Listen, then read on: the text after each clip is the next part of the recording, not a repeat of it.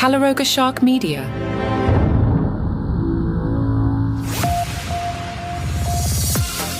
Welcome to Ballot, where politics meets pop culture, or as we like to call it, politics minus politics. Jimmy Kimmel explained how he came to make fun of Trump during the Oscars. We were backstage. The show was almost over, and one of our writers was like, "Hey, look at this." And I was like, well, to quote Al Pacino, just when I thought I was out, they pull me back in. And I had to read it. Donald Trump, you remember that guy? He used to be, wrote, "Has there ever been a worse host than Jimmy Kimmel at the Oscars?" His opening was that of a less-than-average person trying too hard to be something which he is not and never can be. This was also his wedding toast to his son Eric, by the way. So after the show, almost everyone I ran into was asking me, was that real? Did Donald Trump really?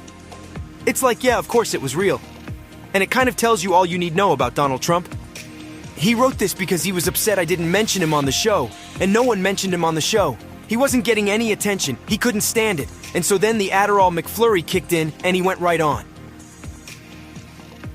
Buckle up for the latest episode of Trump's talk show takeover. Our former commander-in-chief dialed into CNBC for a whirlwind 40-minute roller coaster of news, views, and plenty of Trumpisms. Straight off the bat, Trump dove into the deep end, dishing out his trademark critiques of Biden's recent State of the Union address. According to Trump, it was a terrible performance from a very angry man who's losing badly in the polls. Ouch. But wait, there's more.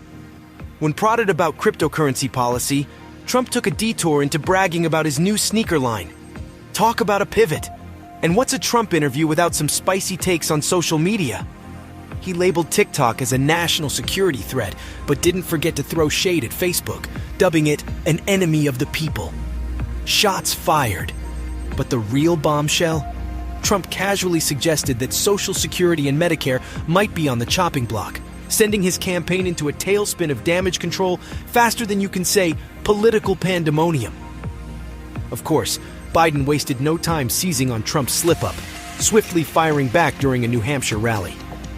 Meanwhile, Republican bigwigs scrambled to assess the fallout from Trump's flip-flop on TikTok. Talk about a plot twist.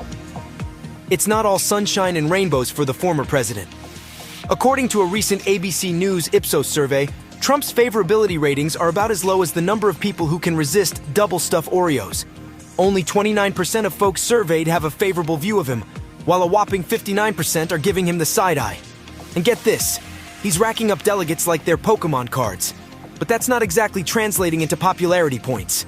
Even with all those primary wins, he's stuck in the same favorability rut he's been in since last summer. Remember when his favorability rating took a nosedive to 25%? Yeah, that was right after he got slapped with some serious legal drama. Talk about bad timing.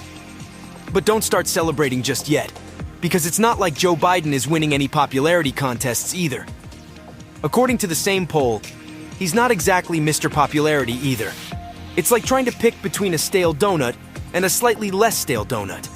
As for the donut primaries, it's smooth sailing for both Biden and Trump as they cruise through the primary contests Tuesday in Georgia, Washington State, Mississippi, and Hawaii.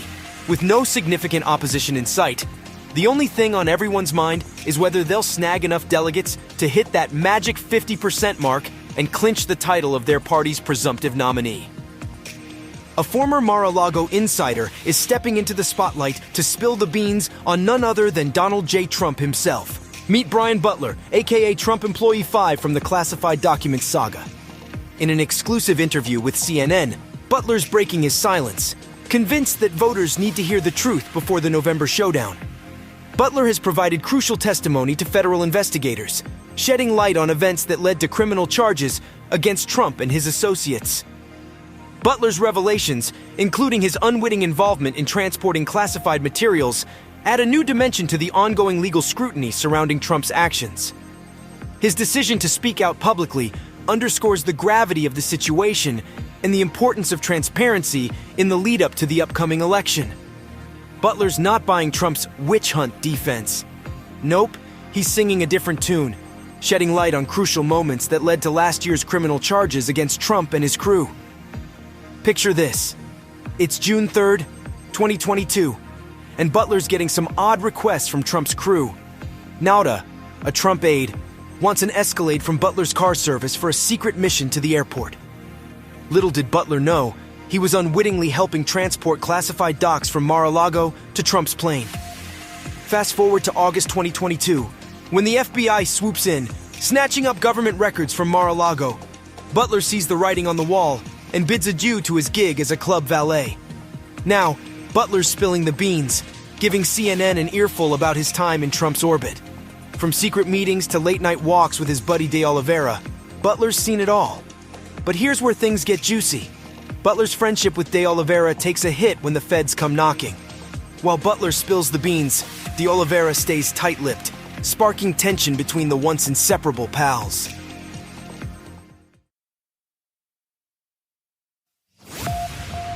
Gather round for some juicy gossip straight out of the tech world. So apparently, former President Donald Trump had a little chit-chat with none other than Elon Musk last summer. Yeah, you heard that right. The Tesla and SpaceX guy. Trump was like, "Hey Elon, want to buy my social network Truth Social?" But spoiler alert, it didn't pan out. Turns out, Trump and Musk have been having some secret powwows behind the scenes, talking not just about business, but also about politics. And get this, they even had a meetup in Palm Beach, Florida, rubbing elbows with some bigwig Republican donors. But don't get too excited, because when asked about it, Musk was like, "I've never been to Mar-a-Lago." Trump's digs in Palm Beach. Now, if you're wondering why Trump's been pushing Truth Social so hard, it's because he's trying to make a buck, folks. This guy's been hustling to get more users on the platform, even asking visitors at Mar-a-Lago if they've signed up. But let's not forget, Trump ain't exactly swimming in dough these days. He's facing some hefty legal bills, including a cool $500 million in civil cases. And Musk, well, he's been throwing some shade at Truth Social, calling it a terrible name and suggesting Trump retire it. But hey, you never know. Maybe there's a Trump-Musk collab in the cards. After all, as Musk says, people are clearly interested in hearing from Trump. One may not agree with the man, but he is never boring.